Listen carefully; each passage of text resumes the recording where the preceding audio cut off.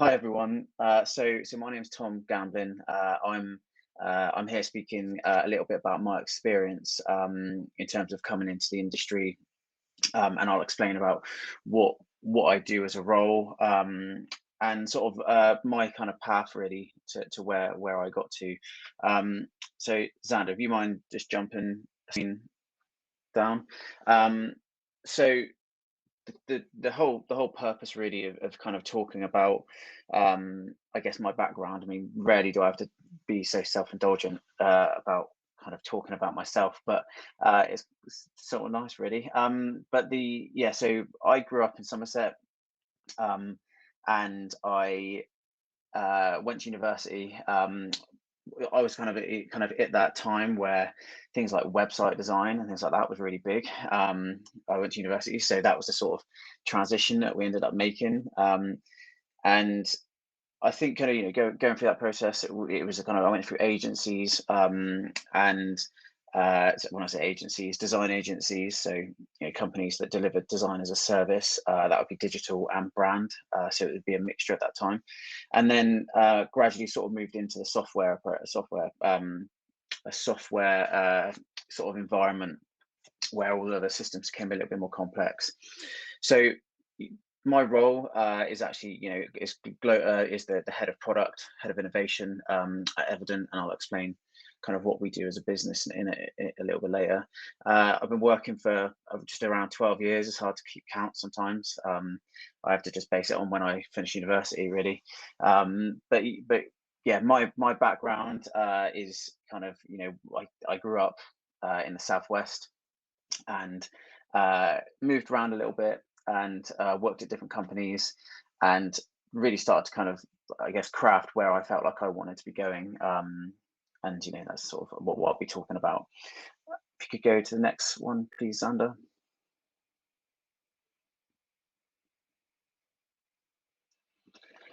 So I'll explain a little bit about Evident, and what my role is.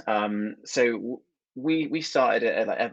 I'm a director of Evident, so it was a company that I actually started, and our whole premise and the reason why we really exist is that we provide human-centered product innovation. So we work very closely with sort of a larger size business.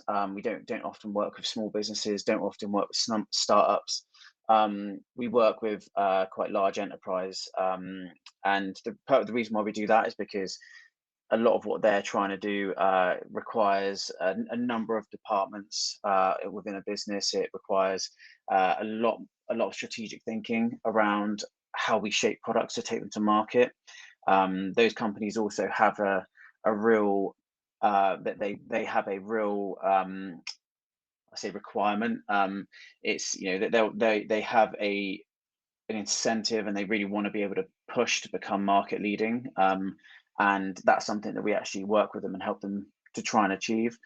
So my role in a sense is relatively conceptual, really, in terms of how I work with companies. So we do a lot of design thinking.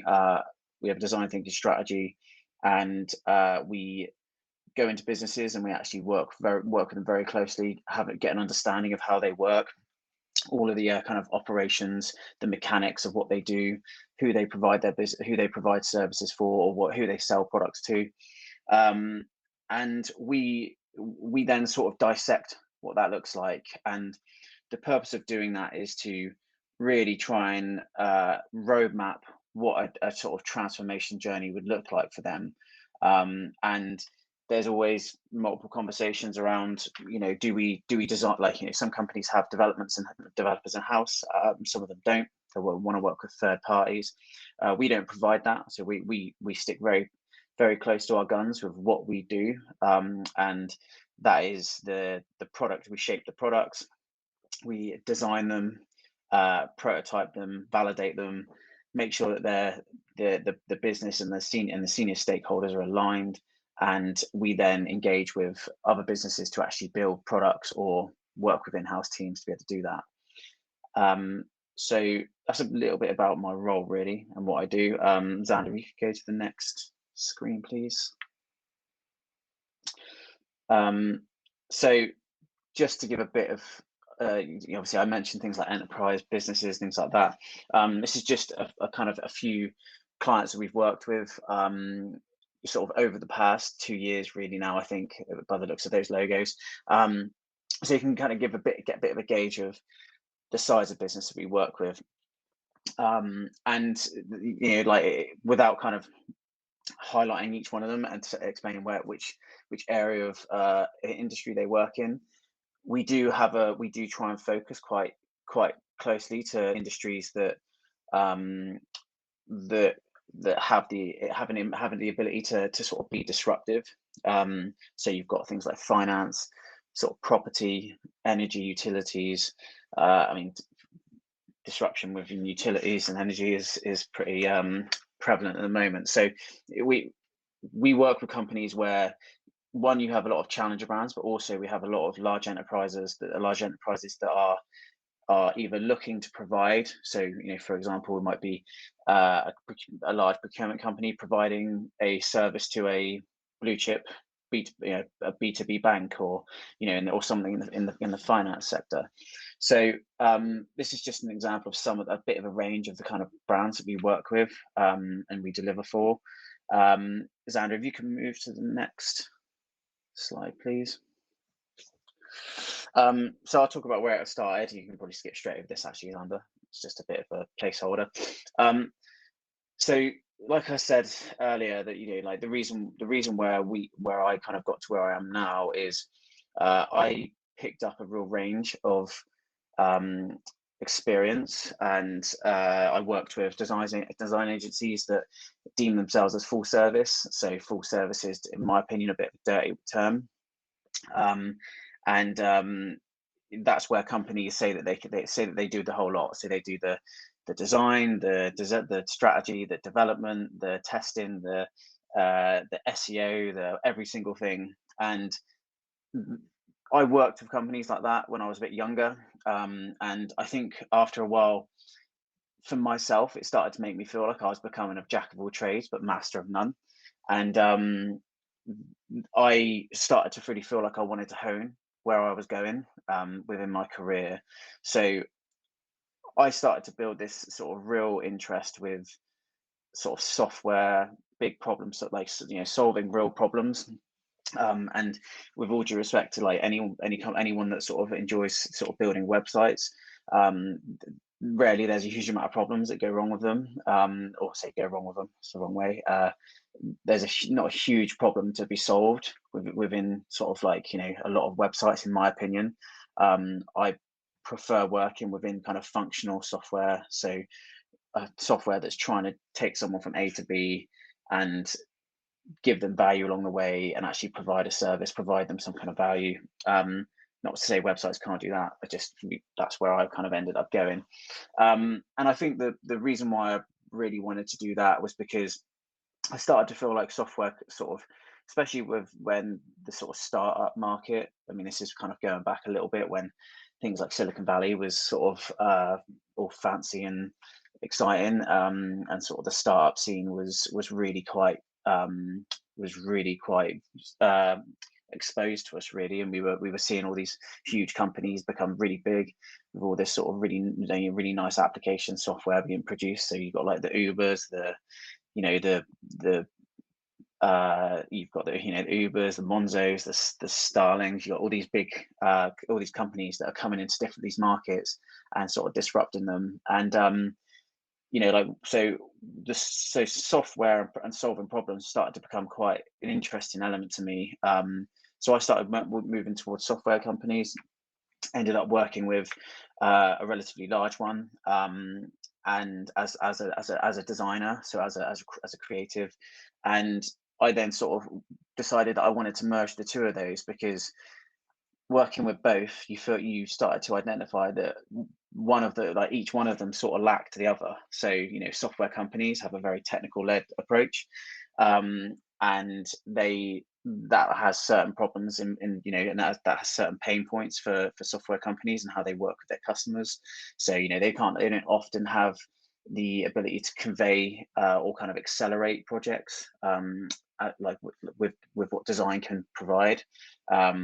and design agencies, they would often be a little bit, in my opinion, even a little bit too small, or like, they were trying to sort of cookie cutter a solution for someone, based on like what they know or what they do or what they've done before. So Evident is basically a kind of a hybrid child of working with both of these sectors, or both of these sectors, both of these types of businesses. And Zad, if you can move to the next one, please.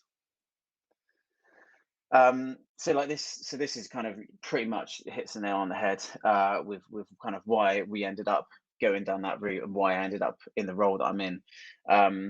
Is like it made me feel like, I think as a designer and as a creative, you start to really crave solving problems after a little while. And I think that the great thing about designing complex systems and working with companies that do require that level of complexity is that you can serve different sectors, and you don't have to be an expert in the sector. You're an expert in delivering the problem solving element. You're there to really digest what the problems are, digest the information, and then output it into a way which is really going to sort of provide business value. And so that's really where my key interest started to form, and this is really why Evident ended up being a real thing, really.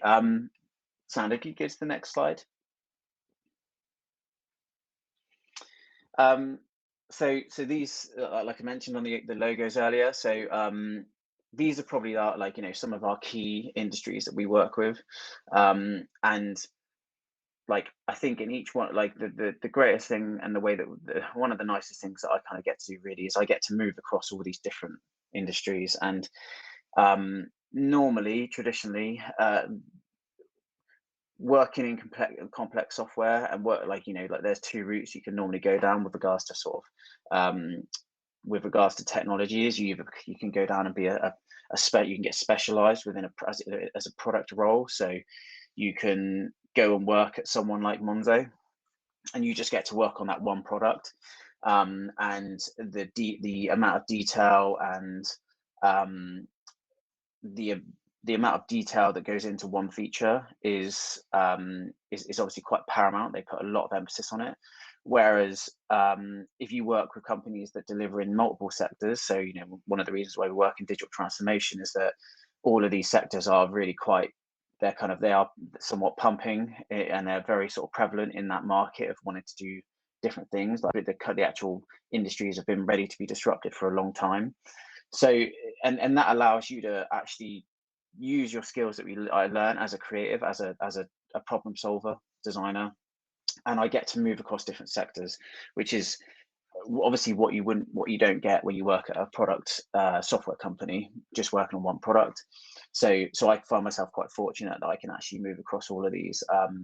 And I think that the greatest thing about it is that, like, as you grow a bit, as you get a bit older, you start to really care about some of these things, more specifically things like healthcare. We've just gone through a pretty substantial pandemic, something that I don't think anyone's going to forget. And we're to have lived through it is a huge thing.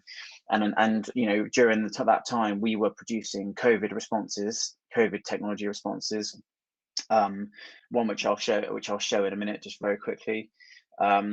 So it gives you that ability to have your finger on the pulse all the time, and to really have that kind of innovation, and like that very innovative mindset.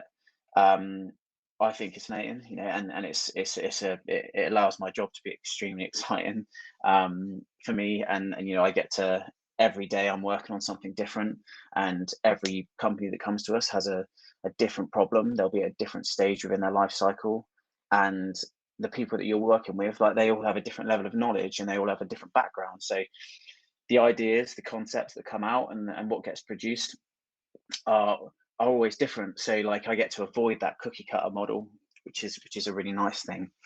So yeah, like I say, like Evident, we focus on like these are probably what we deem as our primary sectors that we work with.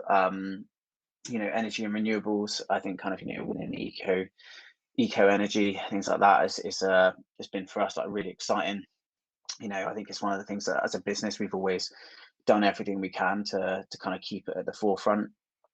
just as a business. So the way that we run our company, we really try to be very aware of what we're doing, and how that impacts the environment. And healthcare, so obviously, like I just mentioned, around things like COVID responses and being able to deliver things that actually make a big difference to people. um, Finance, so finance is an extremely wide sector in terms of how it's produced. So you've got things like procurement, so procurement and uh, procurement, fintech, all of these different elements kind of all tend to fold into one for us.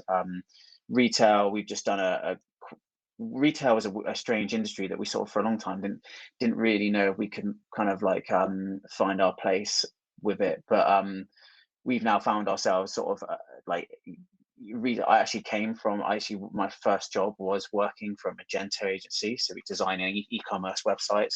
So I ended up learning quite a lot about retail, but the where we've kind of found ourselves now as a with the business that we run, um, we've kind of found ourselves kind of a few layers above that, still working with technically companies that are dealing with retail, but we're not actually working on the websites. We're dealing with the operations, and we're building actual, really sort of business efficiencies for those organizations, so that the whole process becomes far more cost effective, and we really have an impact on the bottom line, which is really exciting. And CX, a customer experience. So this kind of crosses a number of different industries, I would say, but we get to, it's great. We get to actually work with companies that do have quite large customer bases. So, we one of the things we've always really championed is the idea of rapidly producing concepts and validating them. And obviously, when you have a customer base, that's you've got the gold mine is there for you to tap into, so you can actually find out what they know and find out what they like, and start building a business which is based on what your customers want, as opposed to assumptions of what the way you think, or what you think they want and what you think they want. So Xander, can you get to the next screen, please?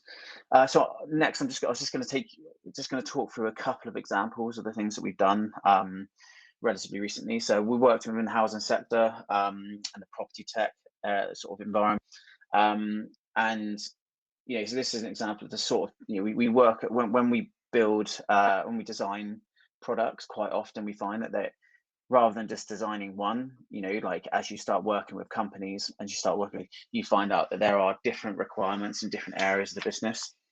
And that could be the operations, so how a company runs, or it could be for a customer. So like, how do we marry a business need and a customer need, and provide something really intuitive and sort of supportive to a customer, so that the business can track and answer one of their goals that they need, and how do we make sure that the customer gains as well. So quite often we deem what we build as ecosystems, basically business ecosystems, where you've got multiple products all talking at the same time. And here's just an example of one that we did for a property sector. Multiple, so like in terms of buying houses, selling houses, people getting mortgages, first time mortgage, for first time borrowers, that sort of thing. We really try to shift the focus of how and almost eradicate a lot of the negatives that can come out throughout that process, because it is actually quite a stressful process. I'm sure there's a lot of people that have been through it, and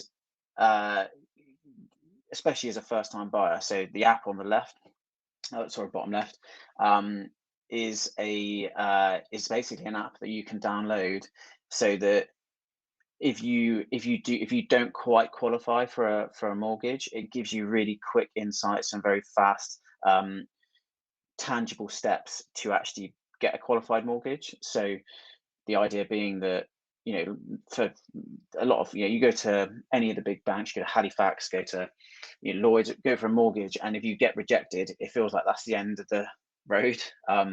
There isn't a huge amount of follow up, whereas this provides the company the ability to actually nurture that customer, even though they're not quite ready at this time. it allows them to build that onboarding journey so that eventually that customer can get the mortgage they want. Customers happy, business is happy, everyone's happy, hopefully. So yeah, so that's just an example of sort of a kind of cross multiple across device product that we built. If you could move to the next slide, Xander. I'm aware I've sort of 4 minutes left. I'll move pretty quick. It's an example again of a finance tech one. So this is working with a pension provider. So giving customers the full transparency. So this again comes a lot down to sort of the way that digital transformation is moving, and that is a case of that the real direction it's moving in is to provide real clarity and transparency to customers, the end customer. So that's what we really wanted to do with this this project. And so we built dashboards. We designed it so that it could be really easily digestible as a customer. You could have actions. You could see what's going on. You could actually you could see what products would be available to you. You could have actual contact with your pension, with your financial advisor, who's built into the platform as well. So it's just another example of it, of the different kind of levels of product that we go to. Xander, if you could move on for me, please. Healthcare. So I mentioned about healthcare. This was one of our COVID responses, all built around improving the pipeline for the NHS to get work experience students in. So obviously COVID caused quite a bit of a stir in terms of the way that the NHS could work. And one of the things that obviously did get damaged was the ability for them to, the one thing that they're never going to have a lack of is they're never going to have a lack of staff that they need, or that they want to bring up. So they want nurses, doctors, occupational therapists, radiotherapists, all of the, people always kind of continuously being funneled in to have interest in working within the healthcare sector. So we built a product all about working with immersive technology, so VR, and a completely integrated sort of first person journey, which is basically built out so a student can come in here.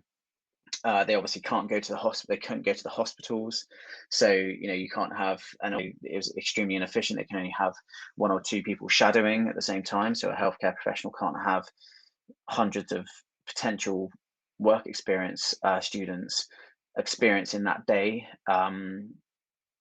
because of the logistics of it. And those students wouldn't get the benefit. Whereas this platform that we've designed, that we actually sculpted with the NHS, allows for that to happen. So it doesn't take away any of the first person, because we just do it all digitally. We do it just like we're doing a digital conference now.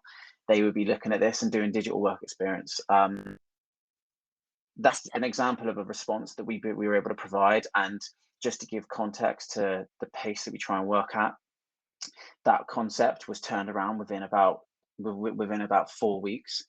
That's working. That's coming. That's understanding the problem, understanding the sector, producing the potential solution, and then designing it and kind of shaping it with the NHS. So actually collaboratively working with them. So when I say about moving quickly and as that being a really key part of the way that Evident works, that's the kind of pace that I mean, really. Xander, if you could move on, please.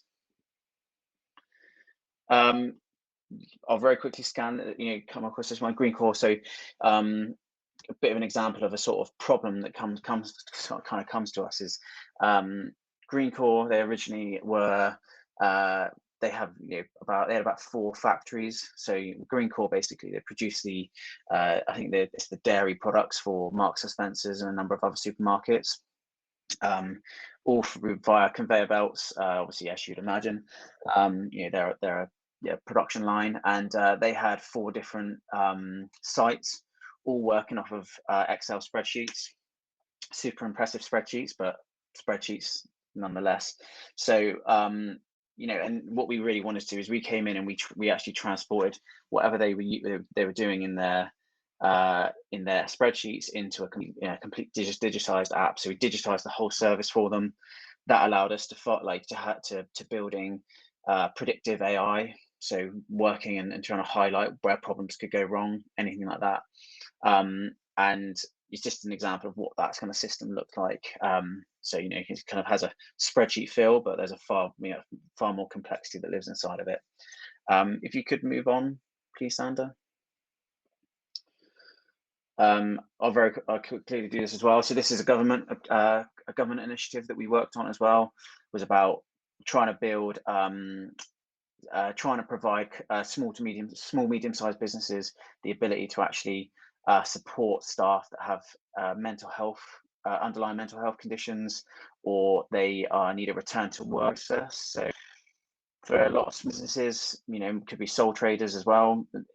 It's a real minefield, and quite often gets ignored, and that was having a very big impact on the way that people that had who had sort of mental health conditions, for them to actually get back into work, it was extremely difficult, and that obviously had quite a big impact on the unemployment rate. So this whole project was based around quite a societal shift that we were trying to provide. It's currently in beta, it's live. There is a video. I won't go into it now because I'm running out of time, but you can probably skip the next slide, Xander, but if anyone wants to view that, then that site is live, and the video's on there for you can see, so you can see it. But so next, if you could keep going, Xander, that's great. Next one. So what's next for us, and what's next for me? So obviously the way that I've gone, going from sort of designer to sort of more of a sort of software strategist, and now into a role where I'm sort of head of product, and I get to conceptually work on a lot of things. These are the three key things that I think that we'll be doing going forward, and I'll touch on them very quickly. So AI driven design is one thing that we're doing that there aren't a lot of other companies doing at this point in time. There might be now. I wrote this a few weeks ago. So what we really want to be doing is building with the kind of most cutting edge kind of forward thinking strategy. So AI is a big one, and so with the way that machine learning, we work with companies to make sure that they are thinking about that going forward. And when that sort of when that huge business saving can be deployed, the systems that we design are catered to be able to house them. It might not be something that happens immediately, but we're trying to build and trying to set the foundation so that those things can be actually integrated really easily. So problem solver for industry leaders. So that kind of is kind of pretty much the mainstay of what I'm really wanting to do. So we're hoping to work with kind of, again, those kind of like industry leading companies to really start producing the most cutting edge sort of digital solutions and services that are out there. And ESG. So I don't know if ESG is sort of super commonly known really at this point in time, but obviously like the environmental, social governance side of things, and we see this as being probably one of the biggest shifts in digital transformation that you've got. So when you get to these big companies, these are the three elements that they're gonna want to really transparently be showing their customers and be seen to be doing. So our goal is to really try and move towards each one of those elements, really understanding what our customers and what potential companies want to achieve from them, and also having a real knowledge base of what we think is best to be providing them. So those are the three things that I'm probably most excited about doing. And yeah, I think that probably leads me to the end. I think, Xander, if you to the next one.